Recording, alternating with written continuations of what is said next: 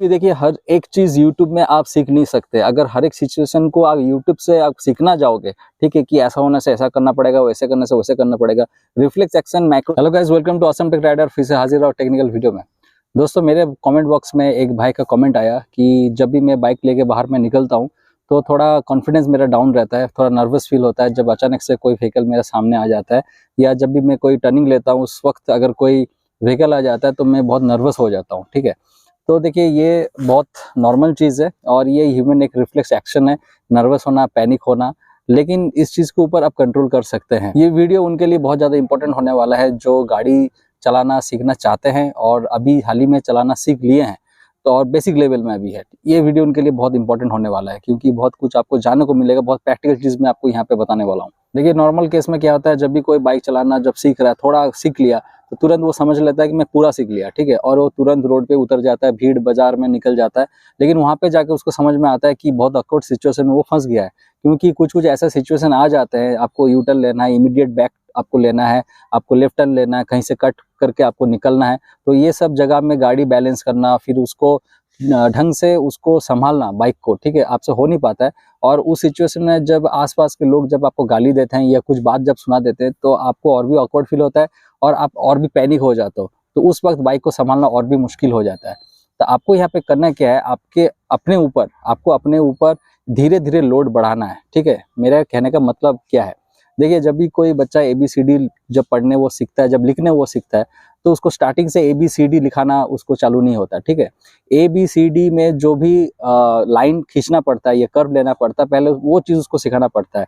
जैसे A में हो गया स्लैंटिंग लाइन हो गया, right slanting line, left slanting line, horizontal line, vertical line, curve हो गया, सर्कल हो गया। ठीक है, फिर उसको धीरे धीरे रेक्टेंगल, सर्कल, ट्राइंगल, ये सब सिखाया जाता है। उसके बाद ABCD आता है।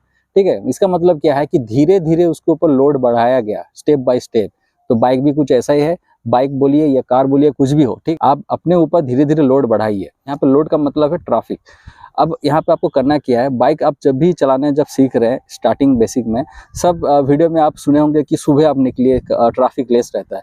ये बात इसलिए बताया जाता है क्योंकि उस वक्त ट्रैफिक इतना लेस रहता है कि आपके सामने जो भी सिचुएशन जो आता है, पैनिक सिचुएशन करने वाला जो सिचुएशन जो आता है वो बहुत कम आता है। ठीक है, ऑलमोस्ट नहीं आता है। इसीलिए आप फील्ड में आप सीखते हैं ताकि आप भी सेफ रहे और दूसरा भी सेफ रहे। तो आपको यहाँ पे करना क्या है, एक ऐसा टाइम आपको सिलेक्ट करना है। यहाँ पे 2 ही टाइम आता है, एक है एकदम एक्सट्रीम सुबह, ठीक है, जहाँ पे एकदम लेस ट्रैफिक है, और एक हो गया शाम को 8 बजे या 9 बजे, कोई ऐसा जगह में जहाँ पे एकदम लेस ट्रैफिक है। मेरे एरिया में जहाँ पे रहता हूँ, यहाँ पे शाम को 8 बजे के बाद ये ऑलमोस्ट यहाँ पे लो ट्रैफिक रहता है। ठीक है, तो मैं जब कार चलाना जब सीखा था, मैं रात से ही सीखा था। ठीक है, मतलब थोड़ा चलाने के बाद जब मैं अपने आप को ऊपर लोड बढ़ाया था तो बेसिक मेरा रात से ही शुरू हुआ था। तो आपको स्टार्टिंग में पहले सुबह में आप सीखिए, फिर आप जब देख रहे हैं कि सुबह में चलाना कोई दिक्कत नहीं हो रहा है, जो भी सिचुएशन आपके सामने जब आ रहा है तो वो अच्छे से आप उसको डील कर ले रहे हैं, उसके बाद आपको क्या करना है, अपने ऊपर एक स्टेप और बढ़ाना है। ठीक है, मान लीजिए सुबह अगर आप 8 बजे निकलते हैं, उसके बाद आप 10 बजे निकलिए। ठीक है, 10 बजे के बाद आप देखिएगा ट्रैफिक थोड़ा और हो गया है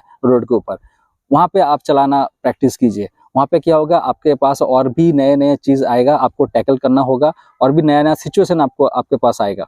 सेकेंड फेज जब आपका कंप्लीट हो जाएगा तो आप और भी हाई ट्रैफिक में थोड़ा जाइए। ठीक है, तो आप देखेंगे धीरे धीरे जब ऐसे आप प्रैक्टिस करते रहेंगे तो आप अल्टीमेटली देखेंगे जब भी कोई भी सिचुएशन आपके सामने जब आ रहा है, आप कम पैनिक हो रहे हैं या आप अच्छे से उस चीज सिचुएशन को अच्छे से डील कर ले रहे हैं। क्योंकि देखिए हर एक चीज़ यूट्यूब में आप सीख नहीं सकते। अगर हर एक सिचुएशन को आप यूट्यूब से आप सीखना जाओगे, ठीक है, कि ऐसा होने से ऐसा करना पड़ेगा, वैसे करने से वैसे करना पड़ेगा, रिफ्लेक्स एक्शन माइक्रो सेकंड में आपको लेना पड़ता है। ठीक है, आप उस टाइम आपको टाइम भी नहीं मिलेगा कि कोई रिकॉल कर पाए कोई यूट्यूब चैनल का कोई वीडियो कि अच्छा उसके साथ ऐसा हुआ था तो ऐसा करने बोला था तो मुझे अब ऐसा करना पड़ेगा, ऐसा नहीं होता। ठीक है, आपको यहाँ पे अपना कॉमन सेंस लगाना पड़ेगा और ये जो रिफ्लेक्स एक्शन है आपको बेटर करना पड़ेगा।